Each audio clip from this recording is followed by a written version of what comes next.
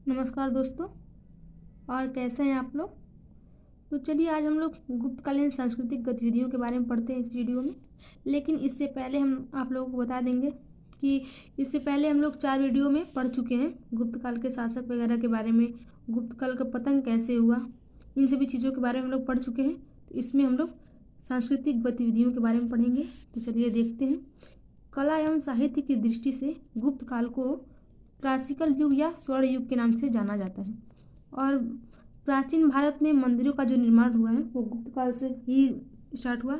ऐसा नहीं है कि इससे पहले मंदिर नहीं बनाए जाते थे, इससे पहले भी मंदिर बनते थे, लेकिन जो मंदिरों के निर्माण में निरंतरता आया वो गुप्त काल से ही स्टार्ट होता है। और चलिए आगे देखते हैं कि पहले के मंदिर सपाट थे, परंतु बाद में शिखर युक्त मंदिर बनने लगे। यानी कि गुप्त काल के पहले जो मंदिर बनते थे वो हमारे घर जैसे होते थे, मतलब मंदिर बिल्कुल सपाट बनते थे। लेकिन गुप्त काल में मंदिरों को शिखर युक्त बनाया जाने लगा। यानी शिखर युक्त मतलब कि इस टाइप से होता है ना, शिखर युक्त मंदिर ऐसे बनते हैं इस टाइप से। तो इस टाइप से मंदिर बनने लगा गुप्त काल में।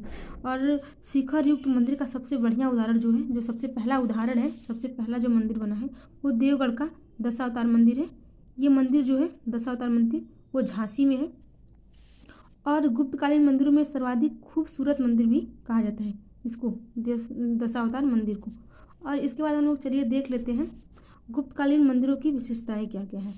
जो गुप्तकालीन मंदिर बनती थी उनकी क्या क्या विशेषताएं हैं। तो पहला है कि अधिकांश मंदिर प्रस्तर से निर्मित होते थे। यानी कि गुप्त काल में जो मंदिर बनते थे वो मंदिर जो है प्रस्तर यानी पत्थर से बनते थे, पत्थर से निर्मित होते थे। और लेकिन ऐसा नहीं है कि इसमें कोई अपवाद वगैरह नहीं है, इसमें अपवाद भी था, जिसका 2 मंदिर अपवाद में है। पहला है भीतरगाम मंदिर, दूसरा है सिरपुर मंदिर। यानी कि भीतरगाम मंदिर जो है वो उत्तर प्रदेश के कानपुर में है और सिरपुर मंदिर जो है वो मध्य प्रदेश में है। और ये दोनों मंदिर ईंटों से निर्मित है। यानी कि गुप्त काल में सभी मंदिर प्रस्तर से निर्मित पाए जाएंगे, लेकिन ये जो दोनों मंदिर हैं ये आपको ईंटों से निर्मित मिलेंगे, इसलिए इनको अपवाद स्वरूप माना जाता है। इसके बाद जो है गुप्तकालीन मंदिरों में द्वारपालों के स्थान पर गंगा और यमुना की मूर्तियां हैं। यानी कि जो गुप्तकालीन मंदिरों में मूर्तियां बनती थी, मंदिरों के द्वारपालों पे जैसे द्वारपाल जो होते हैं वो गदा वदा लेकर के हाथ में खड़े रहते हैं, लेकिन गुप्त काल में ऐसा नहीं होता था। द्वारपाल नहीं बनाए जाते थे, बल्कि गंगा जी का और यमुना जी का मूर्ति बनी रहती थी। और उस टाइम गंगा जी को मकर वाहिनी के नाम से और यमुना जी को कुंभ वाहिनी के नाम से जाना जाता था। तो आइए हम लोग देख लेते हैं पहला शिखर युक्त मंदिर जो है उसके बारे में थोड़ा सा हम लोग देख लेते हैं। पहला शिखर युक्त मंदिर कौन सा था, तो देवगढ़ का दशावतार मंदिर था। इसके बारे में हम लोग थोड़ा सा जान लेंगे, फिर आगे बढ़ेंगे। तो ऐसा कहा जाता है कि जो ये दशावतार मंदिर है ये संभवतः ये गुप्त काल के अंतिम समय में बना था। लेकिन अब किसी भी समय बना हो, अंतिम में या स्टार्टिंग में, था तो गुप्त काल में ही, यानी गुप्त काल में इसका निर्माण हुआ था। तो देखते हैं कि मूर्तियों तथा पौराणिक कथाओं का निरूपण हुआ था। यानी कि दशावतार मंदिर में मूर्तियों के साथ साथ आपको पौराणिक कथाओं का भी आपको चित्रण मिलेगा वहाँ पर देखने के लिए। और रामावतार एवं कृष्णावतार दोनों से संबंधित दृश्य आपको देखने के लिए मिलेंगे वहाँ पर। मतलब जो रामावतार और कृष्णावतार है इन दोनों के भी दृश्य वहाँ पर मंदिर में उकेरे गए हैं। इसके अतिरिक्त विष्णु के 10 अवतारों का वर्णन मिलता है। यानी विष्णु भगवान के अवतारों का तो वर्णन मिलेगा ही, क्योंकि ये दशावतार मंदिर उन्हीं का मंदिर ही है। अब इसके बाद हम लोग नागर शैली का विकास इसके बारे में पढ़ेंगे। लेकिन हम बता देते हैं कि आप लोगों को यहाँ पर ध्यान दीजिएगा आप लोग कि उत्तर भारत में मंदिर जो बने होते थे ये सभी नागर शैली में बने होते थे। देखिए मंदिरों में भी डिजाइनिंग रहती थी और मूर्तियों में भी डिजाइनिंग रहती थी। और मंदिर में जो डिजाइनिंग होती थी वो 2 तरह की होती थी। तो हम लोग देख लेते हैं कि मंदिर में जो डिजाइनिंग होती थी वो 2 तरह की कौन कौन सी डिजाइनिंग होती थी। तो पहला है नागर शैली का और दूसरा है द्रविड़ शैली का। तो नागर शैली में मंदिर की जो बनावट होती थी वो आम मंदिर जैसे होते थे। जो नागर शैली में बने होते थे मंदिर वो शिखर युक्त मंदिर होते थे, शिखर नुमा। लेकिन जो मंदिर द्रविड़ शैली के मंदिर होते थे वो उत्तर भारत में नहीं बनते, वो दक्षिण भारत में मिलते हैं। हालांकि अगर उत्तरी भारत में कहें तो प्रयाग के पास एक मंदिर है जो कि द्रविड़ शैली का बहुत बढ़िया उदाहरण है, जिसमें शंकर जी का मंदिर है। मतलब नीचे शंकर जी हैं, उनके ऊपर तिरुपति जी का मंदिर है। और जो ऊपर के छज्जे होते हैं उनके उनके ऊपर छोटे छोटे देवी देवताओं का चित्र उकेरा गया रहता है। तो कह सकते हैं कि दक्षिण भारत में ये दक्षिण भारत वाले स्टाइल वाले मंदिर होते हैं और जो कि द्रविड़ शैली में बने होते हैं। तो चलिए हम लोग अब मंदिर के बाद मूर्तियों के बारे में थोड़ा सा जान लेते हैं। तो जो कि मूर्तियों के बारे में हम लोग जानते हैं, जो कि मंदिर के अंदर भगवान बने रहते हैं, जो भगवान की मूर्ति बनी रहती है, तो वो किस स्टाइल की बनी होती है उसके बारे में जानेंगे। तो पहला होता है कि उस टाइम भी दो तरह के मंदिर, मतलब मूर्तियों के भी दो प्रकार होते थे। पहला गांधार शैली में मूर्तियाँ बनती थी, दूसरा मथुरा शैली में। यानी कि हम आपको बता देते हैं कि गांधार शैली में जो मूर्ति निर्माण होती थी वो स्लेटी पत्थर का निर्माण होता था, मतलब स्लेटी पत्थरों पर मूर्तियों का निर्माण होता था। लेकिन मथुरा शैली में जो मूर्ति बनाई जाती थी उसमें बलुआ पत्थर का उपयोग होता था। आपको यहाँ कंफ्यूज नहीं होना है कि गांधार शैली में स्लेटी पत्थर का उपयोग किया जाता था और मथुरा शैली में बलुआ पत्थर का उपयोग किया जाता था। तो यहाँ पर हम बात करेंगे मथुरा शैली के बारे में। तो बता दें कि गुप्त काल में एक नई शैली मिलेगी जो आपको जिसको गुप्तकालीन शैली कहते हैं। ये एक स्पेशल शैली है जो कि मथुरा शैली से उभर कर यह नई शैली हुई। चूँकि इस प्रकार की कोई इस शैली का कोई विशेषता है नहीं, लेकिन जो गुप्तकालीन मूर्तियाँ थी उनका थोड़ा स्टाइल अलग था, इसलिए कहा जाता है कि ये जो गुप्तकालीन शैली है ये मथुरा शैली से ही उभर कर आई है। तो चलिए हम लोग अब नागर शैली के बारे में देख लेते हैं कि नागर शैली का विकास कैसे हुआ। तो नचना कुठार का जो पार्वती मंदिर है, अब हम लोग यहाँ पर देखते हैं पार्वती मंदिर, यानी कि जो गुप्त काल के लोग थे, गुप्त काल में शैव धर्म में भी ये लोग रुचि रखते, तभी तो पार्वती जी का मंदिर बना है। तो जो नचना कुठार का पार्वती मंदिर है ये मध्य प्रदेश के अजयगढ़ में है और इस मंदिर का निर्माण बलुआ पत्थर से हुआ है और ये पंचायतर शैली का है। ये पहला हो गया, पहला नागर शैली का मंदिर हो गया नचना कुठार का पार्वती मंदिर। दूसरा मंदिर जो है वो मठियार मठ का मंदिर है और जो कि बिहार के राजगिरी में है। और ये जो मठियार मठ का मंदिर है ये वृत्ताकार शैली में बना हुआ है। अब आपको यहाँ पर ध्यान रखना है कि नचना कुठार का मंदिर पंचायतर शैली का है और मड़ियार मठ का मंदिर वृत्ताकार शैली का है और इसके निकट डमरू नुमा स्तूप बना हुआ है। यानी कि मड़ियार मठ के अलावा आपको कहीं पर भी इसके निकट जो डमरू नुमा स्तूप है, ऐसा स्तूप कहीं भी नहीं मिलेगा, बस केवल इसी मंदिर के पास डमरू नुमा स्तूप बना हुआ है।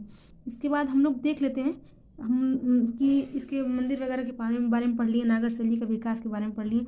तो हम लोग अब इसके आगे पढ़ेंगे कि प्रसिद्ध गुप्तकालीन मंदिर, यानी कि गुप्त काल में जो सबसे प्रसिद्ध मंदिर होते थे वो कहाँ कहाँ बने थे। तो हम आपको बता दें कि किस किस राज्य में सबसे ज़्यादा मंदिर बने थे, उसके बारे में देखेंगे किस राज्य में कितने मंदिर बने थे। तो पहला है कि जो गुप्त लोग थे वो सबसे ज़्यादा मध्य प्रदेश और उत्तर प्रदेश से ही शासन किए थे, यहीं पर जाके शासन किए थे। तो जाहिर सी बात है कि इन लोग के मंदिर वगैरह भी जो चीज़ें हैं यहीं से सबसे ज़्यादा मिलेंगे। तो देखते हैं कि मध्य प्रदेश में कितने मंदिर मिले थे और कैसे कैसे मंदिर मिले थे। तो पहला है सांची का मंदिर। सांची का मंदिर जो है रायसेन के मध्य प्रदेश में है और आपको बता दें कि सांची में सांची का स्तूप भी मिलता है। और दूसरा है तिगवा मंदिर जो कि जबलपुर में है और जबलपुर में मध्य प्रदेश का हाई कोर्ट भी है। तीसरा है एरड़ का विष्णु मंदिर और बता दें कि एरड़ में सती प्रथा के बारे में हम लोग को पता चलता है। एरड़ जो वो सागर जिले में है। चौथा है नचना कुठार का पार्वती मंदिर। ये जो नचना कुठार का पार्वती मंदिर है ये पन्ना जिले में है। और पांचवा है भूमरा का शिव मंदिर। भूमरा का शिव मंदिर जो है वो सतना में है। और हम आपको बता दें कंटिन्यूस 4 मंदिर सतना में मिलते हैं। तो छठवां है पिपरिया का विष्णु मंदिर, ये भी सतना में है। नागौद का शिव मंदिर, ये भी सतना में है। खोह का शिव मंदिर, ये भी सतना में है। और नवा है मणि का मंदिर, ये जबलपुर में, यानी कि तिगवा का मंदिर जबलपुर में है और मणि का मंदिर, 2 मंदिर जबलपुर में पाए जाते हैं। इसके बाद है उदयगिरी का विष्णु मंदिर, यानी उदयगिरी का जो विष्णु मंदिर है वो विदिशा में मिलता है। इतने पूरे मंदिर जो है वो मध्य प्रदेश में मिलते हैं। ये गुप्तकालीन मंदिर मध्य प्रदेश में मिलते हैं। अब हम लोग देखते हैं कि उत्तर प्रदेश में कौन कौन से मंदिर मिलते हैं। तो भीतरगांव का कृष्ण मंदिर जो है वो कानपुर में मिलता है, कानपुर उत्तर प्रदेश में। और भीतरगांव कहाँ है, कानपुर में है। और दूसरा है जो है देवगढ़ का दशावतार मंदिर, ये काफ़ी फेमस मंदिर है, इसके बारे में हम लोग पहले पढ़ भी चुके हैं। तो वही वो देवगढ़ का मंदिर है जो कि उत्तर प्रदेश में है। और अब हम लोग ये देखते हैं कि इतना ही नहीं कि उत्तर प्रदेश और मध्य प्रदेश में ही केवल बने हुए थे मंदिर गुप्तकालीन, और कहीं नहीं पाए गए, और कई जगहों पर भी मंदिर मिले हैं। तो सिरपुर का जो लक्ष्मण मंदिर है जो कि छत्तीसगढ़ के रायपुर में है और ये एक अपवाद स्वरूप मंदिर था। हम आपको पहले बताए थे ना कि सिरपुर का मंदिर जो ईंटों से निर्मित है, तो वही सिरपुर का लक्ष्मण मंदिर है। उसके बाद है मणिनाग का मंदिर जो कि बिहार के राजगीर में है। मुकुंद दर्रा का मंदिर जो कि राजस्थान के कोटा में है। चलिए हम इसके मंदिरों वगैरह के बारे में पढ़ लिए हैं कि कहाँ कैसी कैसी शैलियाँ थी, कैसे कैसे मंदिर बनाए गए थे, कहाँ कहाँ सबसे प्रसिद्ध मंदिर है। इसके बाद हम लोग पढ़ेंगे इसकी धार्मिक दशा के बारे में। तो इसकी धार्मिक अवस्था क्या थी गुप्त काल में, तो देखते हैं। यद्यपि कि गुप्त शासकों का अपना धर्म वैष्णव धर्म था, किंतु वे अन्य धर्मों के प्रति भी सहिष्णु थे। यानी कि गुप्त लोगों का, जो गुप्त शासक थे, वो इनका अपना धर्म वैष्णव धर्म था, लेकिन ये लोग अन्य धर्मों के प्रति भी सहज रहते थे। और समुद्रगुप्त, कुमारगुप्त जो थे, इन दोनों शासकों ने अश्वमेध यज्ञ भी कराया था। तो चलिए अब वैष्णव धर्म के बारे में हम लोग पढ़ ही रहे हैं, तो इसके बारे में थोड़ा जान भी लेते हैं। तो वैष्णव धर्म जो है वो गुप्त शासकों का राजकीय धर्म था। और हम कैसे मान लें कि ये गुप्त शासकों का राजकीय धर्म था, कि किसी जगह लिखा है या कोई हमको बताता है। तो चलिए थोड़ा देखते हैं कि क्या प्रमाण है, किसके आधार पर हम लोग कह सकते हैं कि वैष्णव धर्म जो है वो गुप्त शासकों का राजकीय धर्म है। तो परम भगवत की उपाधि, जो शासक लोग होते थे ये परम भगवत की उपाधि धारण किए थे। और कई शासकों के सिक्कों पर गरुड़ की मूर्ति मिली है। तो ऐसे कहा जाता है कि ये लोग वैष्णव धर्म अपनाए होंगे, तभी तो गरुड़ प्रकार के सिक्के चलाते हैं। और सबसे विख्यात मंदिर, ये सबसे बढ़िया पुष्टि करता है वैष्णव धर्म के बारे में, कि सबसे विख्यात मंदिर जो है 10 अवतार का मंदिर, जो कि झांसी में है, मध्य प्रदेश के झांसी में। तो हम कह सकते हैं कि ये लोग जो थे वैष्णव धर्म के प्रति अच्छा व्यवहार था इन लोग का, अपनाए रहे होंगे वैष्णव धर्म को। और देखते हैं कि स्कंदगुप्त का जो जूनागढ़ अभिलेख है, इससे हमें विष्णु भगवान के वामन अवतार का उल्लेख मिलता है। और उदयगिरी का गुहालेख जो है, जो कि विदिशा से प्राप्त हुआ है, इसमें भी इस गुहा अभिलेख से इनके विष्णु भगवान के वराह अवतार के बारे में पता चलता है। तो हम आपको बता दें कि वामन अवतार में भगवान ने वामन अवतार धारण किया था, परंतु वराह अवतार में वो पृथ्वी जो है वो समुद्र में डूब गई थी। तो भगवान विष्णु ने वराह का रूप धारण करके अपने सिंह में पृथ्वी को बाहर निकाले थे। और यह अवतार सबसे लोकप्रिय अवतार था गुप्त काल का। कौन सा अवतार? वराह अवतार सबसे लोकप्रिय अवतार था गुप्त काल का। और हम आपको बता दें कि ये नवरत्न थे जो अमर सिंह, उन्हीं का एक रचना है अमरकोश। इस अमरकोश में अमर सिंह ने बताया, वर्णन किया है, कुल 39 अवतारों का वर्णन किया है। लेकिन हम लोग पढ़ते कितना है? 10 अवतारों के बारे में हम लोग जानते हैं। और कुमारगुप्त के गंगाधर अभिलेख में विष्णु भगवान को मधुसूदन कहा गया है। अब इसके बाद इतना तो हो गया वैष्णव धर्म के बारे में हम लोग पढ़ लिए। लेकिन अब हम लोग थोड़ा सा शैव धर्म के बारे में देखते हैं, क्योंकि इन लोग की जो रुचि थी थोड़ा शैव धर्म से भी थी। तो हम लोग देखते हैं शैव धर्म के बारे में। तो बता दें हम आप लोगों को कि शैव धर्म में एक शासक होते हैं कुमारगुप्त, दूसरा है स्कंदगुप्त। तो कुमारगुप्त जो थे ये अपने सिक्के पर कार्तिकेय भगवान की मूर्ति बना रहते हैं, और उस पर कार्तिकेय भगवान मयूर का, इनका जो सिंहासन होता है मयूर की सवारी किए रहते हैं। और दूसरा है स्कंदगुप्त, जो कि नंदी यानी बैल प्रकार के नंदी प्रकार के सिक्के चलवाते हैं। उनके सिक्के पर बैल या नंदी का चित्र बना रहता है। और इससे मतलब इतने से ही नहीं हम लोग कह सकते कि शैव धर्म के आधार पे इनका पुष्टि और चीज़ें करती हैं। शैव धर्म गुप्त काल में शैव धर्म का प्रचलन था, इसकी पुष्टि और भी चीज़ें करती हैं। जैसे करमदंडा में चतुर्थमुखी शिवलिंग मिला था, जो कि करमदंडा कहाँ है? फैजाबाद में है। और खौ में एक मुखी शिवलिंग मिला था, जो कि नागौद में है। और आगे देखते हैं हम लोग कि गुप्त काल में ही शिव के अर्धनारीश्वर की रूप की कल्पना की गई। यानी कि जो शंकर भगवान थे, जो आधा स्त्री रूप धारण किए थे, आधा नर और आधा नारी, इस टाइप से एक उनका रूप जो धारण हुआ था, उसकी भी कल्पना गुप्त काल में ही की गई थी, गुप्त काल से ही की गई थी। और त्रिमूर्ति यानी ब्रह्मा विष्णु महेश के बारे में भी यहीं से पता चलता है, गुप्त काल से। और पशुपति संप्रदाय का विकास भी इसी काल से होता है। तो इस तरह से हम कह सकते हैं कि यानी कि कह सकते हैं हम लोग कि शैव धर्म और वैष्णव धर्म दोनों ही गुप्त काल में अपने अच्छे अवस्थाओं पर थे। इसके बाद हम लोग देखेंगे, जब शैव धर्म और वैष्णव धर्म के बारे में पढ़ ही लिए हैं, तो चलिए हम लोग बौद्ध धर्म के बारे में भी थोड़ा सा पढ़ लेते हैं। तो हम लोग देखते हैं कि सारनाथ का धमेक स्तूप, ये जो धमेक स्तूप है इसका निर्माण गुप्त काल में हुआ था। ये गुप्तकालीन स्तूप है। और सबसे बड़ी खासियत क्या है इस स्तूप की? तो ईंटों, ये जो स्तूप है धम्मिक स्तूप, ये ईंटों से बना है। बाकी सब स्तूप जो है प्रस्तर से बने होते हैं, पत्थर से बने होते हैं, लेकिन ये ईंटों का बना स्तूप था और इसका आकार वर्गाकार न होकर गोलाकार था। यानी कि उस टाइम मेनली सब स्तूप जो थे वो वर्गाकार होते थे, लेकिन जो धम्मिक स्तूप है ये गोलाकार था। इसमें अन्य स्तूपों के समान चबूतरा नहीं था। यानी कि जो सारे स्तूप बनाए जाते हैं वो एक चबूतरे पर बनाए जाते हैं, लेकिन जो धम्मिक स्तूप है ये बिना चबूतरे वाला स्तूप है। तो चलिए इसके बाद हम लोग देखते हैं गुहा मंदिर के बारे में थोड़ा जान लेते हैं। तो गुहा मंदिर को हम लोग दो प्रकार से जानेंगे, दो तरह से, एक ब्राह्मण गुहा मंदिर, दूसरा बौद्ध गुहा मंदिर। इन दोनों के माध्यम से हम लोग गुहा मंदिर को जानेंगे। तो पहला है ब्राह्मण गुहा मंदिर। इसमें इसका जो सबसे बढ़िया उदाहरण है वो उदयगिरी का मंदिर है, जो कि विष्णु के वराह अवतार का वर्णन मिलता है उदयगिरी के मंदिर से। अब हम आप लोग को बता दें, गुहा मतलब होता है गुफा, यानी कि गुफा में मंदिर, और गिरी का मतलब होता है पर्वत। तो उदयगिरी पर्वत की गुफा में बना था। तो कौन सा? विष्णु के वराह अवतार का जो मंदिर वर्णन मिलता है ये उदयगिरी का मंदिर है। अब इसके बाद हम लोग देखते हैं कि चंद्रगुप्त विक्रमादित्य जो थे, इनका एक सेनापति था वीरसेन, उसने ही इस गुहा मंदिर का निर्माण करवाया था। तो इसका जो क्रेडिट होता है किसको जाएगा?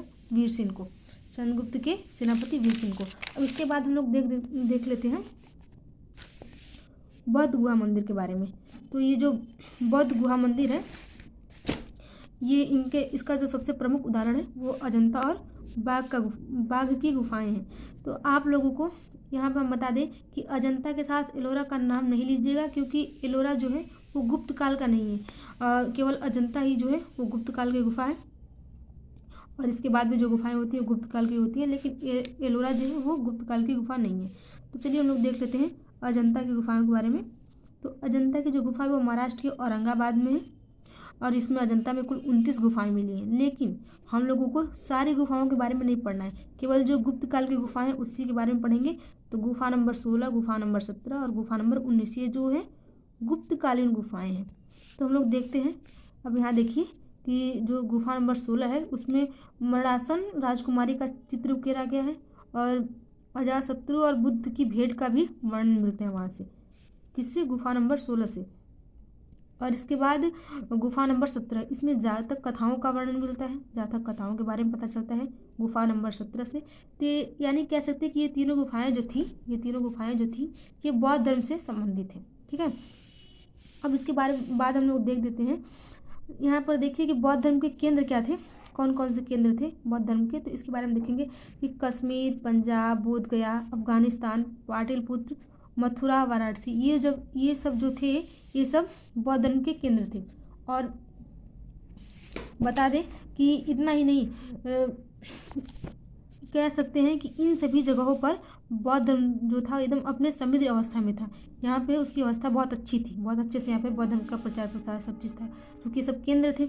और बता दें, लेकिन 3 जगह जो है वो ऐसे जगह हैं जो कि 16 महाजनपदों का जब उदय हुआ था तब यहाँ पे बौद्ध धर्म का जो स्थिति था वो बहुत अच्छा था। लेकिन और हमको बता दें कि जो बुद्ध जी थे वो श्रावस्ती में सबसे ज़्यादा उपदेश भी दिए थे, बट बाद में जो है इनकी समृद्धि देखने को नहीं मिलती है, बौद्ध धर्म की समृद्धि देखने को नहीं मिलती है, इनकी समृद्धि में गिरावट मिलता है। और हम जब बौद्ध धर्म के बारे में पढ़ लिए हैं तो चलिए जैन धर्म के बारे में भी थोड़ा देख लेते हैं। तो जो जैन धर्म था तो इसमें गुप्त काल के जो शासक थे कदम और गंग, इन्होंने जैन धर्म को आश्रय दिया था, यानी आश्रयदाता थे कदम और गंग। तो और जो जैन ग्रंथों पर भाव्य एवं टीकाएँ लिखी गई थी गुप्त काल में। और मुनि सर्वनंदी जो है इनका एक बहुत फेमस ग्रंथ है लोक विभंग, इससे जैन धर्म के बारे में पता चलता है, ये जैन धर्म पे ही ग्रंथ है। और दूसरा आचार्य सिद्धिसेन, इन्होंने भी न्याय वार्ता की रचना की थी, इससे भी जैन धर्म के बारे में पता चलता है। हम लोग देखते हैं कुमार गुप्त के उदयगिरी लेख से हम लोग को जैन धर्म के बारे में पता चलता है कि जैन धर्म में दो शाखाएं थी, एक श्वेतांबर, दूसरा दिगंबर। और जो श्वेतांबर लोग होते थे वे श्वेत वस्त्र को धारण करते थे, और जो दिगंबर लोग होते थे ये नग्न होते थे, यानी ये चारों दिशाओं को ही अपना वस्त्र समझते थे, निवस्त्र रहते थे ये लोग दिगंबर लोग। और श्वेतांबर का जो केंद्र होता था वो मथुरा और वल्लभी था, लेकिन जो दिगंबर लोग थे इनका केंद्र जो था वो बंगाल का पुरवर्धन था। तो चलिए हम लोग इनके धार्मिक स्थिति के बारे में जान लिए गुप्त काल के, लेकिन अब हम लोग इनके मूर्ति कला के बारे में जानेंगे कि गुप्त काल में इनके मूर्ति कला की क्या स्थिति थी, कैसी मूर्ति कला थी। तो बता दें कि मथुरा कला शैली, यानी कि हम लोग को पढ़ना है वही गुप्तकालीन शैली के बारे में, इनकी मूर्ति कला की शैली क्या थी। तो मथुरा कला शैली थी वही गुप्तकालीन शैली। तो गुप्तकालीन मूर्तियों में कुषाणकालीन की मूर्तियों की तरह नग्नता नहीं थी, यानी कि मूर्तियों को जो बनाने का स्टार्टिंग हुआ था, प्रारंभ हुआ था, तो कुषाणकालीन से हुआ था। लेकिन जो गुप्तकालीन मूर्तियाँ थीं वो कुषाणकालीन मूर्तियों की तरह नग्न नहीं थी। अब हम लोग थोड़ा अंतर देखते हैं मथुरा कला शैली में और गुप्तकालीन मूर्ति कला शैली में। पहला है कि मूर्तियों को सुंदर बनाने के लिए मथुरा कला शैली में मूर्तियों को नग्न रखा जाता था, यानी नग्नता था। लेकिन गुप्तकालीन मूर्तियाँ जो थी वो वस्त्रों का प्रयोग करती थी। वस्त्रों का प्रयोग मतलब सच में उन लोग को वस्त्र नहीं पहना जाता था, यानी कि जो चित्र पत्थर पे जो चित्र उकेरे जाते थे उसमें वस्त्र का डिजाइन कर दिया जाता था, जो कि यही मथुरा कला शैली से गुप्त कला शैली को, गुप्तकालीन कला मूर्ति कला शैली को अलग बनाता है। और ये जो मूर्तियाँ थी देखने में बहुत ही सुंदर लगती थी वस्त्र का डिजाइन करने के बाद। और दूसरा है कि इसमें प्रभामंडल का जो था वो एकदम बिल्कुल सिंपल होता था मथुरा कला शैली में, लेकिन गुप्तकालीन मूर्ति कला शैली में जो प्रभामंडल होता था वो बहुत ही सुसज्जित होता था। अब हम आपको बता दें कि ये प्रभामंडल क्या होता है। तो प्रभामंडल के बारे में हम लोग देख लेते हैं। इसका मतलब होता है कि जो भगवान लोग होते हैं, भगवान लोग के सिर के पीछे एक चक्र बना रहता है। तो वो जो चक्र होता है उसमें जो चक्र बना रहता था वो जो चक्र बना रहता था वो गुप्तकालीन मूर्ति कला शैली में इसका प्रारंभ हुआ। लेकिन मथुरा कला शैली में भगवान को बस ऐसे बना दिया जाता था, उनके पीछे कोई प्रभामंडल मतलब कोई चक्र वगैरह नहीं रहते थे, मूर्तियाँ बिल्कुल सिंपल होती थी। इसलिए कहा जाता है कि गुप्तकालीन मूर्तियाँ जो थी बहुत ही देखने में सुंदर दिखती थी। और गुप्त काल में मूर्ति कला के केंद्र कौन कौन से थे। तो हम बता दें कि मथुरा, सारनाथ, पाटलिपुत्र ये मूर्ति कला के केंद्र थे, गुप्तकालीन मूर्ति कला के केंद्र थे। अब हम लोग इनके मूर्ति कला के बारे में पढ़ लिए हैं, तो चलिए देख लेते हैं चित्रकला के बारे में भी थोड़ा सा कि इन लोग के चित्रकला की क्या विशेषता थी। चित्रकला के बारे में थोड़ा जानेंगे। तो पहला है वात्स्यायन ने रचना किया था कामसूत्र का। तो इस कामसूत्र में उन्होंने चित्रकला की गणना 64 कलाओं के रूप में की है, ठीक है। और इसी वजह से 64 कलाओं के रूप में की, इसी वजह से कालिदास जो है वो इनको वात्स्यायन को चित्राचार्य कहते थे, ठीक है। और अगर ये चित्रकला के बारे में देखना भी है तो अजंता और बाग की गुफाओं को जाकर देखिए, यहाँ पे चित्रकला की अनेक उदाहरण और बहुत अच्छी अच्छी चीज़ें देखने को मिलेंगी चित्रकला के बारे में, ठीक है। अब देखते हैं हम लोग कि चित्रकारी के प्रयुक्त रंग, चित्रकारी में कौन कौन से रंग प्रयोग होते थे। तो हरा, लाल, काला, पीला, गाढ़ा हरा और नीला, सफ़ेद, भूरा, ये सब रंग जो है चित्रकारी में प्रयोग किए जाते थे। और ये लैटिस लोजली जो है इस रंग का आयात भारत से किया जाता था।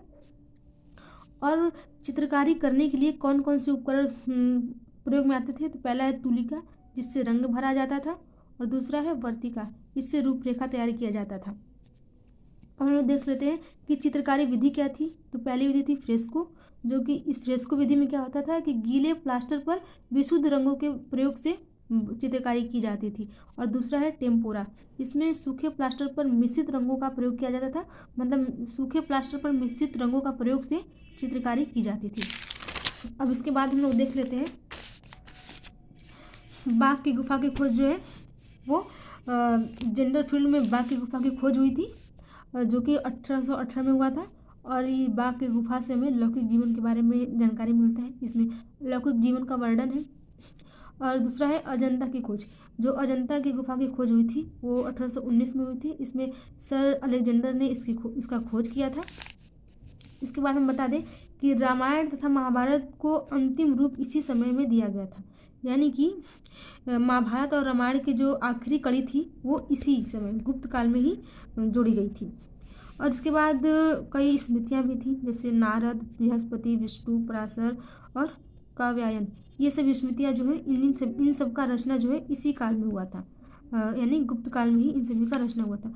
अब तो चलिए दोस्तों, इस चैप्टर के लिए बस इतना ही पढ़ेंगे इसमें।